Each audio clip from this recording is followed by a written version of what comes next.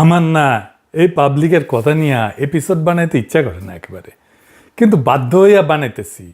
এর আগে সকাল সন্ধ্যা ঠাপাইতাম সোজা থাকতো, মেলা দিন বাদ দিছিলাম, তাই আবার ল্যাজ বাঁকা হয়েছে। কার কথা কইছি? ও আচ্ছা, ভুলে গেছিলাম। এটা হচ্ছে ওই যে নাম ভুলে গেছি। আন্তর্জাতিক খ্যাতি সম্পন্ন বিখ্যাত সাংবাদিক। আরে না না না না দিতেছে না, আরেক সাংবাদিক আছে না, আরে না না না না না, ওই যে ভাব সুদায় কথা বলে না, আরে না, দুর্বল বয়স হয়েছে তো, মহা যন্ত্রণা হয়েছে।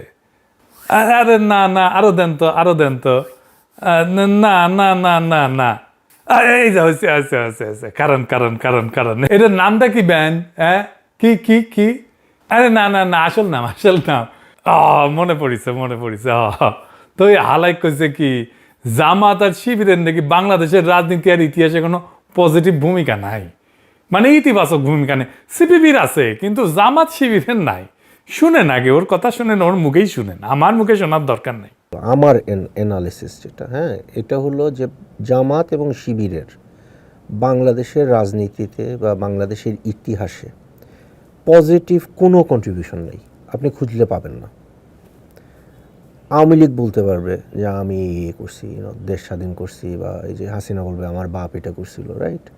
বিএনপিও বলতে পারবে এই যে শহীদ জিয়া বা খালেদা জিয়া বা এই জিয়া সেই জিয়া এই কন্ট্রিবিউশন ছিল, আমরা সরকারে ছিলাম, এই কন্ট্রিবিউশন আমাদের ছিল।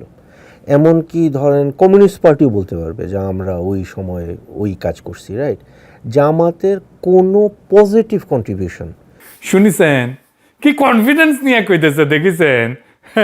আবার দেখেন, সে বলতেছে পজিটিভ কন্ট্রিবিউশন মানে কি, মানে ধরেন ক্ষমতায় থাকছে, বিএনপির কথা বলতেছে, খালেদা জিয়ার আমলে আর কি। শোনান এডিটর সাহেব, ওই জায়গাটা আবার শোনান। আওয়ামী লীগ বলতে পারবে যে আমি করছি, দেশ স্বাধীন করছি, বা এই যে হাসিনা বলবে আমার বাপ এটা করছিল, রাইট? বিএনপিও বলতে পারবে এই যে শহীদ জিয়া বা খালেদা জিয়া বা এই জিয়া সেই জিয়া এই কন্ট্রিবিউশন ছিল, আমরা সরকারে ছিলাম, এই কন্ট্রিবিউশন আমাদের ছিল। এমনকি ধরেন কমিউনিস্ট পার্টিও বলতে পারবে যে আমরা ওই সময়ে ওই কাজ করছি, রাইট? জামাতের কোনো পজিটিভ কন্ট্রিবিউশন। শুনিছেন, মানে ক্ষমতায় থাকাটা একটা পজিটিভ বিষয়। তো জামাত তো জোট সরকারে ক্ষমতায় ছিল, 2001 সালে যে নির্বাচনে যেটা ক্ষমতায় এসেছিল, সেই নির্বাচন তো জামাত বিএনপি জোট করে ক্ষমতায় এসেছিল। 2জন মন্ত্রীও ছিল জামাতের। বাংলাদেশের ইতিহাসে এরকম 2জন মন্ত্রী ছিল যাদের বিরুদ্ধে একটা ফুটা পয়সার দুর্নীতির হদিশ কেউ বাইর করতে পারে নাই। তাও জামাতের এটা কন্ট্রিবিউশন না, এটা ধর্তব্যের মধ্যে না। কিন্তু ওই বিএনপির আবার আনবে ওই ক্ষমতা থাকার সময়টা, যেহেতু ক্ষমতায় ছিল, তাহলে এটা একটা পজিটিভ কন্ট্রিবিউশন। কিন্তু জামাত আছে, ক্ষমতাতেই আছে, সেটা পজিটিভ কন্ট্রিবিউশন না। একজন সাংবাদিক সে যদি মিনিমাম জার্নালিস্টিক এথিক্স রাখতো, তাও তো বলার কথা না, তাই না? পর্বত প্রমাণ ঘৃণা ছাড়া। আচ্ছা, বাদ দিলাম কেয়ারটেকার সরকার, এই আইডিয়াটা কার? এটা তো জামাতের আইডিয়া, এটাও কোনো পজিটিভ কন্ট্রিবিউশন না। না, এই কেয়ারটেকার সরকারের জন্য তো আন্দোলন করছে জামাত, তাও এটা কোনো কন্ট্রিবিউশন না। ওরে প্রশ্ন করেছিল যে জুলাই বিপ্লবে, এটা আবার বিপ্লব বলে না, ও গণ অভ্যুত্থান কয়, যাই হোক, সেই জুলাইয়ের অবদান নিয়ে সেই প্রসঙ্গে বলতেছে, জুলাই কেন, বাংলাদেশের ইতিহাসে জামাত শিবিরের কোনো পজিটিভ কন্ট্রিবিউশন নাই।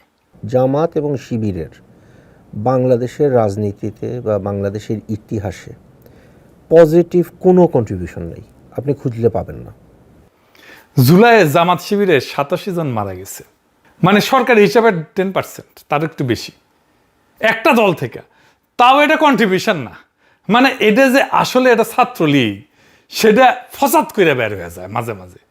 জামাত শিবিরের জীবন না, তাই না? তার মৃত্যুর কোনো ওজন নাই, তাই না? সেটা কোনো সংখ্যাও না, যেটা অস্বীকারের যোগ্য। তাই জুলাই বাদ দিলে গত 15 বছরে এই জামাত শিবিরের 240 জন কর্মী নিহত হয়েছে, শহীদ হয়েছে।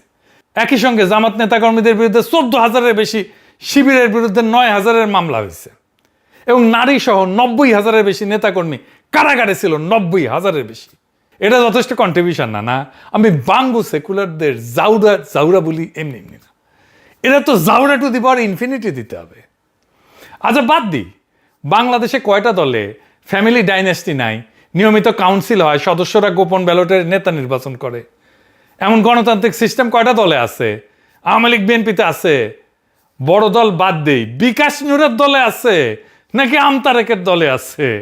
আচ্ছা বাদ দেন, এটাও কন্ট্রিবিউশন না ধরলাম। এই দলের তো সবাই 5 ওয়াক্ত নামাজ পড়ে না। কোনো রাজনৈতিক দলের A to Z সবাই 5 ওয়াক্ত নামাজ পড়ে। সবাই নামাজ পড়াটা পজিটিভ কন্ট্রিবিউশন না। না, ওই নামাজ পড়ে না, ওর কাছে নামাজ পড়াটা কোনো গুরুত্বপূর্ণ বিষয় না। হ্যাঁ, কিন্তু বাংলাদেশের মানুষের কাছে তো গুরুত্বপূর্ণ বিষয়। যাই হোক, বাদ দিয়ে দাও।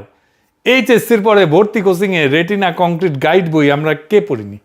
এই যে কোচিং করে ছাত্রদেরকে তৈরি করা ভর্তি পরীক্ষার জন্যে, কনফিডেন্স দেওয়া, তাদের বানায় দেওয়া পরীক্ষার জন্যে, এটা কে করছে? শিবির করছে। ওই তো সুইডেনে বিয়ে পাস করেছে, বাংলাদেশে প্রাইভেট ইউনিভার্সিটিতে ভর্তি হয়েছিল, শেষ করতে পারে নাই মনে হয়। শেষ করলে তো আর বিয়ে পড়তো না বিদেশে যায়। যাই হোক, বাদ দিই। বাংলাদেশের সুদমুক্ত ইসলামী ব্যাংকিংয়ের ধারণা কে আনিছে? বাংলাদেশের সবচেয়ে সফল ব্যাংকটা কারা গড়ে তুলিছে? জামাতি তো না, ইসলামী ব্যাংক। আচ্ছা বাদ দিলাম, এটাও কন্ট্রিবিউশন না।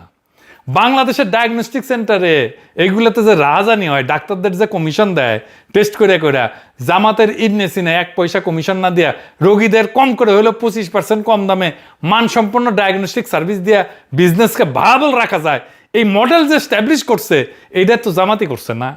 এটাও কন্ট্রিবিউশন না? না, আচ্ছা বাদ দেন। বাংলাদেশের সবচেয়ে বেশি রাজনৈতিক সাহিত্য কোন রাজনৈতিক দল প্রকাশ করছে? জামাত তো। নাকি ইসলামী রাজনৈতিক সাহিত্য কোনো পজিটিভ জিনিস না? শুধু মনি সিংহের জীবন সংগ্রাম পজিটিভ জিনিস না, আর সব নেগেটিভ? আচ্ছা বাদ দেন। এই যে জামাত একটা কনস্ট্রাকটিভ রেসপন্সিবল অপোজিশনে ভূমিকা পালন করতেছে এখন, এটা পজিটিভ না? আওয়ামী লীগ অপোজিশন হলে তো আগুন জ্বলতো প্রত্যেক সপ্তাহে। সে নিজেই বলছে যে জামাত অপোজিশন থাকলে বিএনপির জন্য সুবিধা। বিএনপির জন্য জামাত একটা খুবই সুবিধাজনক বিরোধী দল। শুনেছেন? তাও এটা পজিটিভ না, তাই না?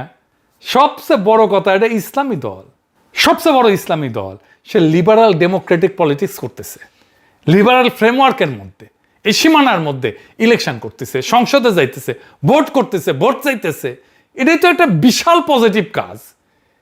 এই জামাতকে বলে উগ্রবাদী। উগ্রবাদ চীনে ওই হোলি আর্টিজান ছিল উগ্রবাদ। 4-5টা ছেলেকে সামলাইতে কমান্ডো ডাকতে হয়েছিল। এই জামাত না থাকলে প্রত্যেকদিন একটা করে হোলি আর্টিজান হইতো। পাকিস্তানে হইতেছে না? মসজিদে বোমা, গাড়িতে বোমা, বাসায় বোমা, মার্কেটে বোমা, খোলা বাজারে অস্ত্র কেনা বেচা, তামা তামা হয়ে গেল দেশটা। ওই জিনিস হইতো। শান্তিতে আছে তো কুরকুরাইতেছে। জামাতের মগবাজার অফিসে যে সকাল সন্ধ্যা সালাম দিয়ে আসা দরকার এই বাঙ্গু সেকুলারদের, যে ভাই আপনারা নিয়মতান্ত্রিক রাজনীতি করতেছেন, সেই জন্য আপনাদের সালাম, ধন্যবাদ। হাসিনার তীব্র দমন পীড়নেও দলটা অনিয়মতান্ত্রিক সশস্ত্র পথে যায় নাই। এই পরিমাণে দমন পীড়ন কোনো বাম দলের উপরে হইলে আগুন জ্বালায় দিত, সবগুলো সশস্ত্র হয়ে যেত। তার ওদের একটা বড় অংশ সন্ত্রাসবাদে যাইত, যত ছোট দল হোক না কেন। বাংলাদেশে আর্মিরে দিয়ে কে কুর করে নাই? আওয়ামী লীগ করছে, জাসদ করছে, সিপিবি পর্যন্ত করছে, সুশীলেরা করছে না 111? জামাত করছে কখনো? জামাতের সাপোর্টার নাই আর্মিতে? ঢাকা ক্যান্টনমেন্টে ভোট পাইছে কে বেশি কেন্দ্রগুলোতে? জামাত তো জিতছে, তাই না? দাঁড়িপাল্লা জিতেছে। তারপরে সারাক্ষণ জামাত বেশি, জামাত বেশি, জামাত বেশি, সারাক্ষণ জামাত বেশি। এটা কি মানসিকভাবে সুস্থ? পাগলও তো নিজের ভালোটা বুঝে। যেই দলকে ভোটে আসতে দেওয়া হয়, ভোট করতে দেওয়া হয়, সেই দল নরম হয়, এটা ডেমোক্রেটিক শেপ নেয়, গণতান্ত্রিক একটা শেপ নেয়। যেই দলের সামনে থেকে ভোটের বাক্স সরায় নেওয়া হয়, সেই দল অন্য রাস্তা খুঁজে। সারা দুনিয়াতে এর প্রমাণ আছে। এটার ইংরেজিতে বলে ইনক্লুশন মডারেশন থিসিস। ইংরেজি যেহেতু কইছে ঠিকই কইছে, তাই না? মানে ভেতরে নিলে নরম হয়। এই থিসিস কিন্তু ইসলামী দল নিয়ে গবেষণা করতে যে বাইরে হয় নাই, বাইরে হচ্ছে ইউরোপের কমিউনিস্ট আর সমাজতন্ত্রীদের নিয়ে গবেষণা করতে গিয়া।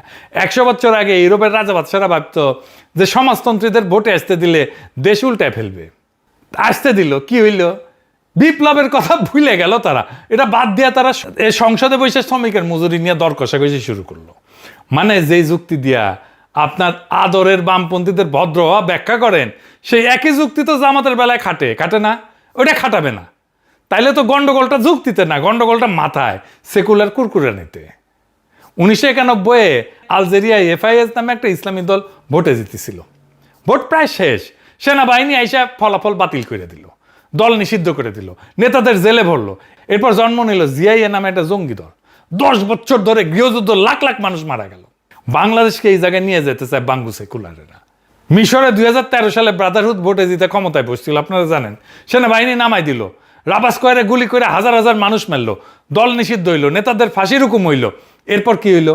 নতুন নতুন সশস্ত্র গ্রুপ বাইরে হতে শুরু করলো, সিনাই এলাকা জ্বলতে শুরু করলো। সিরিয়া 1982 সালে হামা শহরে ব্রাদারহুডকে শহর সুদ্ধা গুড়াই দেওয়া হইলো।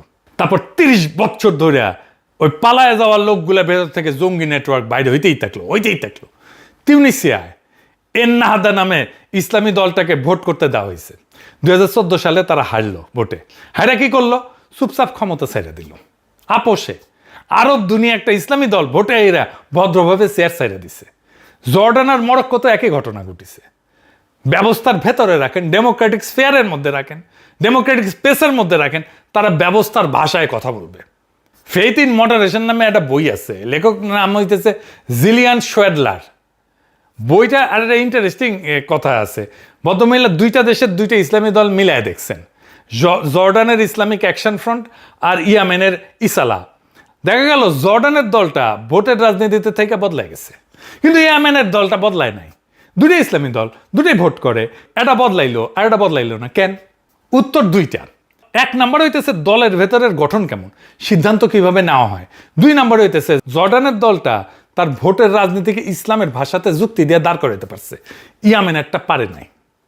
এখন এই দুইটা মাথায় নিয়ে জামাতের দিকে তাকান, ভেতরের গঠন কি? রোকনরা গোপন ব্যালটে ভোট দেয়, নিয়মিত কাউন্সিল হয়, সুরা আছে, বৈশা সিদ্ধান্ত নেয়, ডেমোক্রেটিক্যালি সিদ্ধান্ত নেয়, আর নিজেদের ভোটের রাজনীতিকে ইসলামের ভাষা ব্যাখ্যা করার আস্ত একটা বইয়ের পাহাড় আছে। মানে ভদ্র মহিলা যেই দুইটা শর্তকে আসল বলতেছেন, জামাতের ওই দুইটাই আছে। এখন একজন গবেষক যদি আগে থেকে বাজি ধরতেন যে কোন ইসলামী দলটা রাস্তা সাইডে বন্দুক ধরবে না, জামাত ওই বাজিতে জিতে যেত। একটা সংগঠন একটা ধর্মপ্রাণ তরুণকে কি দেয়? পরিচয় দেয়, সম্মান দেয়, কাজ দেয়, ভবিষ্যৎ দেয়, একটা আদর্শ দেয়, আর মাথার উপরে জবাবদিহি করার একজন লোক দেয়। এখন একটা জঙ্গি দলের লোক যদি ওই ছেলেটাকে টানতে যায়, রিক্রুট করতে চায়, তাহলে তো সংগঠনের সাথে কম্পিটিশন করতে হবে, তাই না? এখন আপনি সংগঠনটাই ভেঙে দিলেন, নেতাদের ফাঁসি দিলেন, তারা সারাক্ষণ ব্যাচিং করতেছেন, অফিসে তালা দিতেছেন, সারাক্ষণ সাব হিউম্যান অমানুষের মতো আচরণ করতে থাকেন। কম্পিটিশনটা কে করবে তাইলে? কেউ না। মাঠ ফাঁকা, ফাঁকা মাঠে কে গোল দিবে তাইলে বুঝেন? বলতে দিবে উগ্রবাদীরা, এগুলো সব উগ্রবাদীরা রিক্রুট করে ফেলবে। জামাত পছন্দ না তো হোলি আর্টিজান আনবেন, মাথার ভেতর থেকে ইসলাম বিদ্বেষের ভূতটা বের করেন। যেই রাস্তা ধরিছেন দেশটা জাহান নামে পাঠাইবেন আপনারা। কথায় আছে না, সুখে থাকতে ভূতে কিলায়। বাঙ্গু সাংবাদিকদের একটা বড় সমস্যা, এরা সব বুঝে, রাজনীতি তো বুঝেই, ইকোনমিক্স বুঝে, ডিপ্লোমেসি বুঝে, রাষ্ট্রবিজ্ঞান বুঝে, ফিলোসফি বুঝে, হিস্ট্রি বুঝে, ওরা সবারটা বেশি বুঝে। বেশিরভাগই ইন্টার পাস, কেউ কেউ টাইনে টুইনে বিএ পাস, কিন্তু ভাব এমন যে অক্সফোর্ডের প্রফেসর এমিরেটাস। হাতে সেকুলার লোহা আছে তো এটি উঠে বাড়ি দেওয়ার ইচ্ছা করে। আমাদের বগুড়াতে একটা শোলক আছে, সোলপলের হাতে লোহা, শয়তানে মারে। তোরা শয়তানে ইচ্ছে, তোরা বাংলাদেশকে সিরিয়ানা বানায় শান্তি পাবো না, যা মারা খা। আমরা দূর থেকে হাততালি দেবো, আর কমো ফাইন আছে, ফাইন দে, ফাইটটা দেখ ব্যাককল গুলায়। আর আমি আমার এডিটারকে কমো, এডিটার সাহেব বাজান ব্যান্ড পার্টি।